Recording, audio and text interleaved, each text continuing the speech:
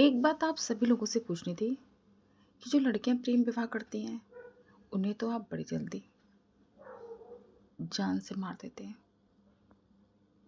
मगर क्या जो लड़के बलात्कार करके आते हैं उन्हें आपको नहीं मान देना चाहिए? ये जिम्मेदारी स्वयं बाप को लेनी चाहिए।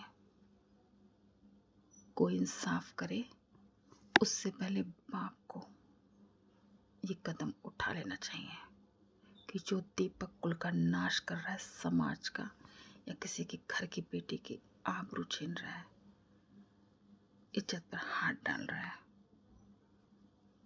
उस दीपक को बुझाना ये स्वयं उसका कर्तव्य होना चाहिए, उस बाप का जिसने उस दीपक को जलाया है। उसे बुझाना भी चाहिए।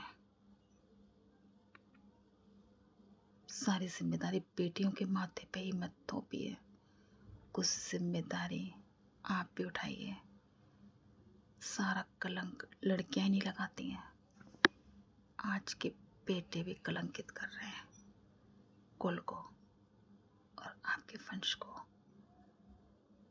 इसलिए इस बात को आप समझिए, अपने दीपक को स्वयं बुझाइए।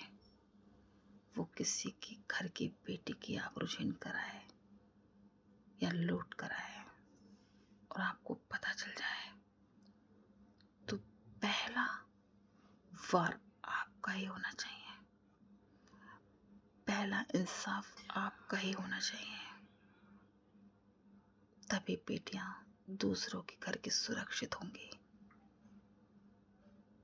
आपका बेटा किसी के घर की आबरू छीन कर आ रहा है, वो आपका बेटा नहीं है, अब वो एक अपराधी है और अपराधी को सजा देना आपका जिम्मेदारी होनी चाहिए। और गुनाह को छुपाना ये भी किसी आतंकवाद से कम नहीं है। और इस आरोप में, आतंकवादी को छुपाने के आरोप में, आपको भी कड़ी सजा मिलनी चाहिए। मेरी भारत सरकार से हाथ जोड़कर विनती है कि जो अपने बच्चों के गुनाह को छुपाएं, इस तरह के उन्हें आतंकवादी घोषित मानकर उन्हें भी वही सजा मिलनी चाहिए जो आतंकवादी को मिलनी चाहिए। तभी हमारी बेटियां और हमारा देश सुरक्षित हो पाएगा और किसी भी बेटी के साथ इस तरह के घिनौने कर नहीं हो पाएंगे। जय श्री कृष्णा, जय श्री राधे राधे।